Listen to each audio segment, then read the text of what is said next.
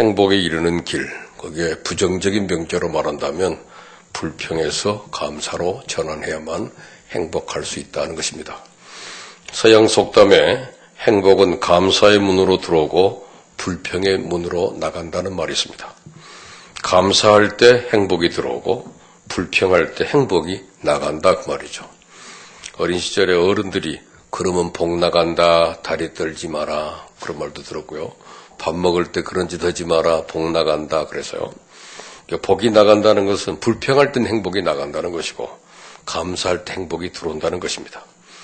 행복에 이르는 길을 막고선 장애물은 불평입니다.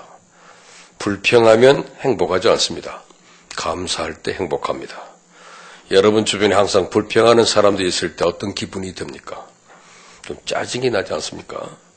그런 사람들과 만나는 것 자체가 부담이 되잖아요.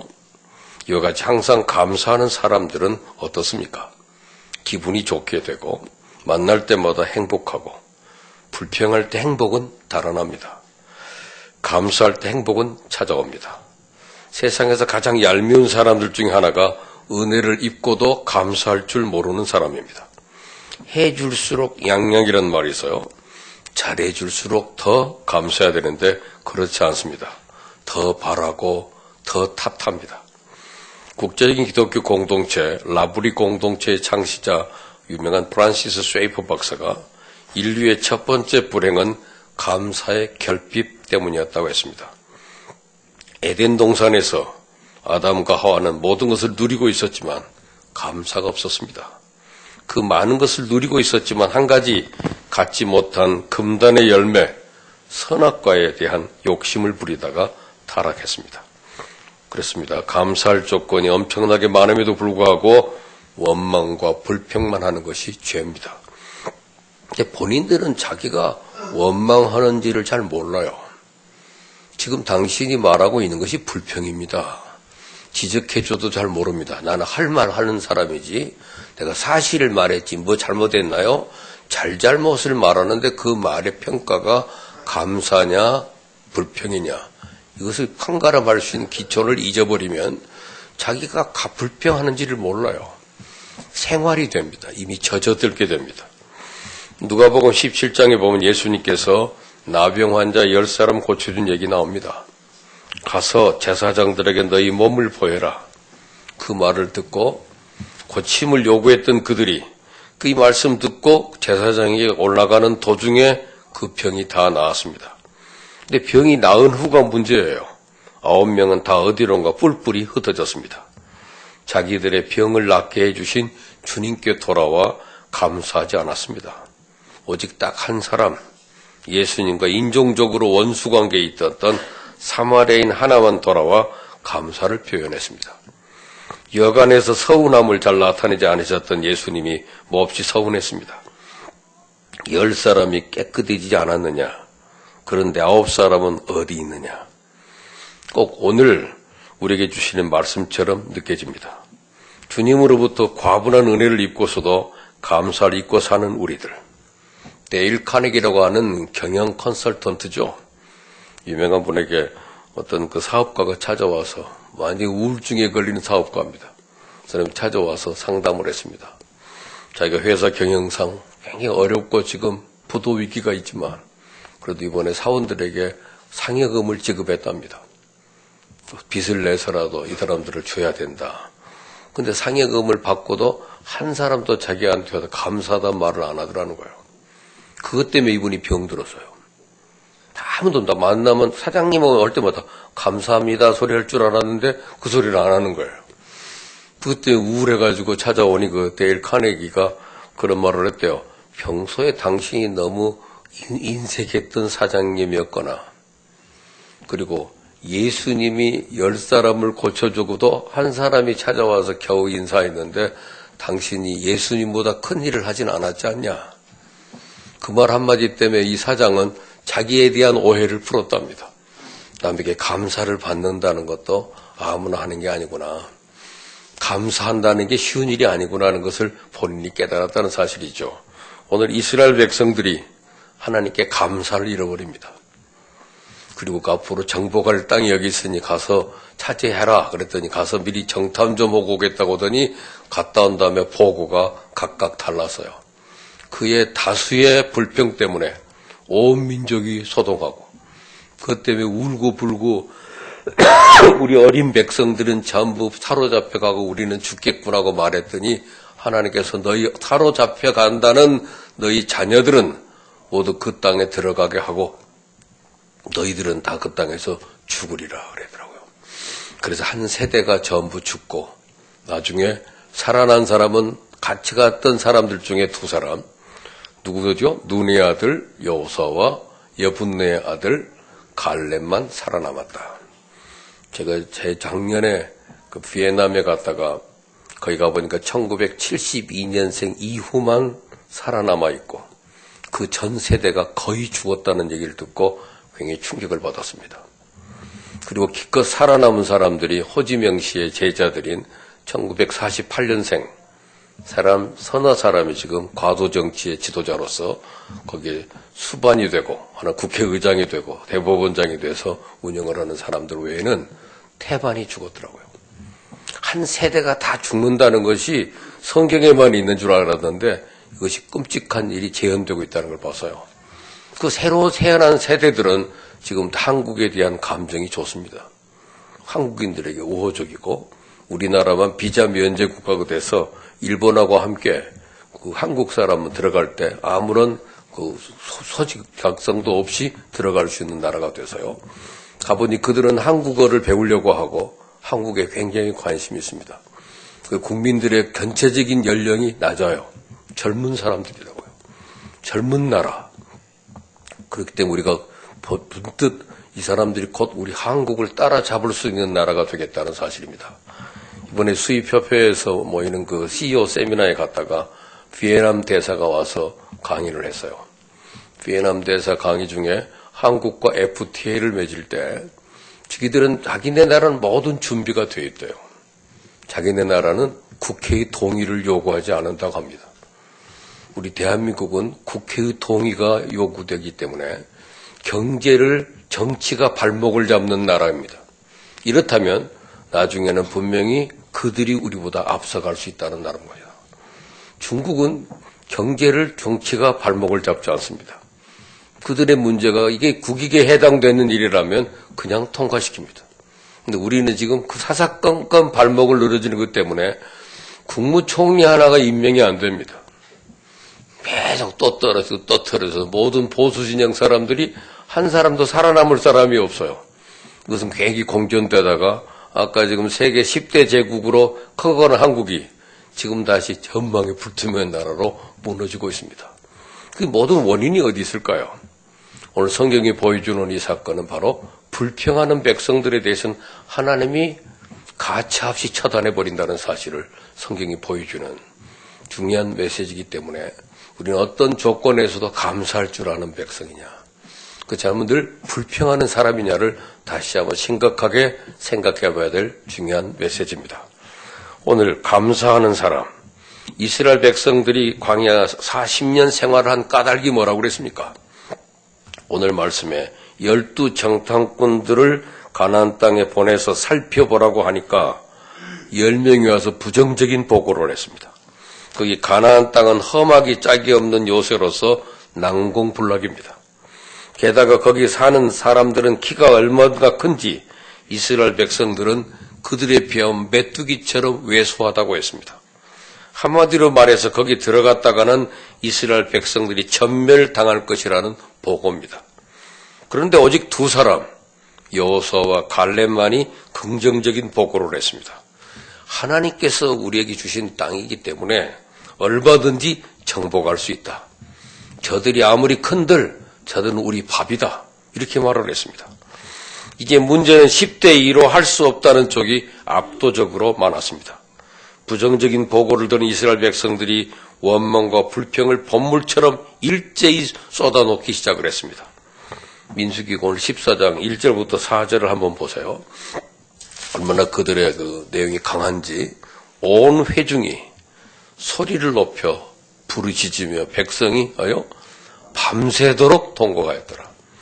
이스라엘 자손이 다 모세와 아론을 원망하여 온 회중이 그들에게 이르되 우리가 애굽 땅에서 죽었거나 이 광야에서 죽었으면 좋았을 것을 어찌하여 여호와가 우리를 그 땅으로 인도하여 칼에 쓰러지게 하려 하는가? 우리 처자가 사로잡히리니 애굽으로 돌아가는 것이 낫지 아니하랴. 이에 서로 말하되 우리가 한 지휘관을 세우고 애굽으로 돌아가자 하며. 얼마나 끔찍합니까? 여기서 우리 처자가 사로잡히리니 했는데 처자들은 전부 가나안 땅에 들어가고 아까 애굽 땅에서 죽었거나 이 광야에서 죽었으면 좋았을 것을 이라고 말했던 대상들은 전원 사망했습니다. 그것이 오늘 성경의 마지막의 답이잖아요. 그 사람들은 다 죽었고 오늘 얼마나 끔찍한 말입니까? 본문 말씀은 이와 같이 과분한 은혜와 축복을 받고서도 조금만 어려움이 생겨도 불평하는 이스라엘 백성들에게 하나님이 내리시는 징벌입니다. 27절을 보세요. 나를 원망하는 이 악한 회중에게 내가 어느 때까지 참으랴. 이스라엘 자손이 나를 향하여 원망하는 바 그 원망하는 말을 내가 들었노라. 여기 보세요. 이 한 절에 원망이라는 말이 3번씩 나옵니다. 주님은 더 이상 원망하고 불평하는 이스라엘 백성들을 참을 수 없다고 말씀했습니다. 그래서 원망과 불평에 대한 징벌을 주시는데 너무 가혹합니다. 29절부터 35절을 보니까 20살이 넘은 사람으로 인구 조사를 받은 모든 사람들, 곧 하나님을 원망한 사람들은 이 광야에서 시체가 되어 둥글게 될 것이다. 29절. 둘째, 오직 갈렙과 여호수아만 가나안 땅에 들어가게 될 것이다. 30절. 셋째, 가나안 땅에 포로 신세가 될 것이라고 한탄했던 자녀들만 가나안 땅에 들어간다. 31절. 그 다음에 20살 이상 된 사람들은 광야에서 시체가 되어 뒹굴 것이며 그 자식들은 40년 동안 광야에서 유리방황하며 부모가 저지른 죄악을 대신 짊어져야 한다. 32절부터 33절. 그런데 40년 동안 광야에서 고생해야만 하는 이유가 흥미롭습니다. 정탐꾼들이 가나안 땅을 탐지한 날수가 40일인데 그 날수대로 하루를 1년으로 해서 40년 동안 광야 생활을 해야만 한다는 것입니다. 애굽에서 탈출한 이스라엘 백성들은 해안선을 따라 지름길을 택할 경우 사흘이면 목적지에 도달할 수가 있습니다. 그런데 사람 살 곳이 못 되는 광야에서 장장 40년 동안을 배회해야만 했습니다. 그 이유가 본문에 나와 있습니다. 이스라엘 백성들의 불신앙과 원망 때문입니다. 그러므로 광야 생활은 하나님이 원하신 뜻이 아니고 이스라엘 백성들이 감사할 줄 몰랐기 때문에 스스로 자초한 자업자득인 것입니다. 도무지 감사를 몰랐던 이스라엘 백성들이 감사하는 백성이 되기 위하여 치러야 될 대가가 바로 광야 생활이었던 거죠. 이제 중요한 게 있습니다. 왜 이스라엘 백성들은 조금만 어려움이 있어도 원망과 불평을 일삼았을까요? 오늘 우리는 이스라엘 백성들이 바로 우리 자신의 모습이 아닌가 반성해 가면서 이 말씀 앞에 서야 합니다. 첫째로 이 불평하는 것이 버릇이라고 하는 사실입니다. 그래서 거꾸로 말해서 감사하는 것도 버릇입니다. 민수기를 불평의 책이라고 하는데 이스라엘 백성들은 말 그대로 사사건건 불평한 겁니다. 바로 엊그제 하나님께서 베푸신 놀라운 기적을 경험하고서도 조그만 어려움이 닥쳐와도 즉각 불평합니다. 불평이 몸에 배었기 때문에 그래요. 3살적 버릇 여든까지 간다는 속담이듯이 버릇은 참 끈질깁니다. 그런데 불평하는 것도 아주 어린 시절부터 형성된 습관이에요. 감사하는 것도 습관입니다. 아직 버릇이 형성되기 전 마음이 백지 상태인 어린 아이 적부터 감사하는 버릇을 길러줄 필요가 있습니다. 다른 사람에 비해 훨씬 더 많은 것을 누리는 사람이 입술에 감사가 없습니다. 항상 원망과 불평이 떠나질 않습니다. 큰 은혜를 입고서도 감사를 모릅니다. 더 내놓으라고 욕심을 부립니다. 어린 시절부터 그렇게 버릇이 들었기 때문입니다. 여러분, 감사도 버릇이라는 걸 기억해야 됩니다. 서양 사람들은 어린 아이가 아주 어렸을 때부터 항상 땡큐, 감사합니다라는 말을 입버릇처럼 가르칩니다. 감사가 몸에 배었어요. 우리도 감사가 버릇이 되도록 해야 됩니다. 버릇이 얼마나 무서운지 유명한 어거스틴은 습관의 폭력이라는 말을 만들어 썼습니다. 그의 고백록에 보면 어거스틴이 부모 몰래 여자를 하나 알아서 13년을 동거합니다. 아우데다투스라는 사생아까지 얻었습니다. 어머니 모리카는 신분이 낮은 여자와 동거한 아들이 보기 싫어서 집에 들어와 살지 못하도록 막았습니다. 뿐만 아닙니다. 자기 아들의 출세에 지장이 된다고 해서 동거녀를 쫓아보냈습니다. 그런 후에 10세 된 로마 제국의 고관의 딸과 약혼을 시킵니다. 그 당시 혼인법으로는 여자가 12살이 되면 정식 결혼을 올릴 수 있었기 때문에 어거스틴은 2년만 더 참으면 됩니다. 근데 그 2년을 참지 못해서 또 한 여자와 동거를 합니다. 어거스틴은 육체적 쾌락이라는 버릇을 끊지 못하는 자기 자신에 대해서 고민을 합니다. 그야말로 정욕이라는 습관의 노예가 된 자신을 바라보며 괴로워했던 거죠. 그래서 그는 그 나중에 책에서 습관의 폭력이라는 장을 만들고 거기에 그 내용을 기록을 했습니다. 감사도 마찬가지입니다. 날마다 감사가 입술에서 끊이지 않아야 함에도 항상 불평합니다. 남을 원망합니다. 아주 어린 시절부터 시작된 버릇입니다. 그러므로 감사하는 버릇을 길러야 됩니다.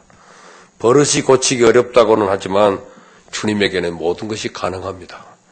여러분 믿고 주님께 간구하면 불평하는 버릇이 감사하는 버릇으로 바뀔 수가 있습니다. 둘째, 왜 불평하느냐 했더니 믿음이 없으니 불평합니다. 내 인생의 모든 일을 하나님께서 주관하신다는 섭리론적인 신앙이 없기 때문에 항상 원망하고 불평합니다. 조금만 좋은 일이 생기면 했다가 조금만 어려움이 생기면 낙심하고 불평합니다. 내 삶의 배후에 하나님의 손길이 있다는 사실을 믿지 않기 때문이죠. 요셉을 생각해 보면 17살의 어린 나이에 형들의 미움받아 애굽의 노예로 팔려갑니다. 성추행이라는 누명을 뒤집어 쓰고 감옥에 갇힙니다. 산전수전 다 겪습니다. 그런데 요셉이 한 번도 불평했다는 말이 없습니다. 누구를 원망했다는 말이 없어요. 다 하나님의 뜻이 있다고 믿었기 때문입니다. 오늘 여러분들이 하나님에 대한 믿음이 없으면 인생은 불평거리, 원망거리가 가득 차게 될 겁니다. 바울 사도가 항상 기뻐하고 범사에 감사하라고 가르쳤는데 믿음이 없으면 불가능한 일입니다. 감사하길 원한다면 내 삶의 열쇠를 내가 준 것이 아니라 주님께서 주고 계심을 인정해야 됩니다. 사방에 벌건 바위돌과 사막만 보이는 광야라고 할지라도 주님이 함께 계시면 걱정할 필요가 없습니다. 주님이 지켜주시고 도와주시기 때문입니다. 이스라엘 백성들이 수시로 불평하고 원망한 이유도 그 근본 원인을 찾아 들어가면 불신앙 때문이죠. 그럼 믿음을 가지세요. 그리할 때 범사에 감사하는 사람이 될 수 있습니다. 마지막, 미래를 볼 줄 모르기 때문에 불평합니다. 즉 비전이 없는 사람은 감사를 모릅니다. 지금 가나안 땅은 들어가기 어려운 것이 사실입니다. 험악한 요새가 버티고 있습니다.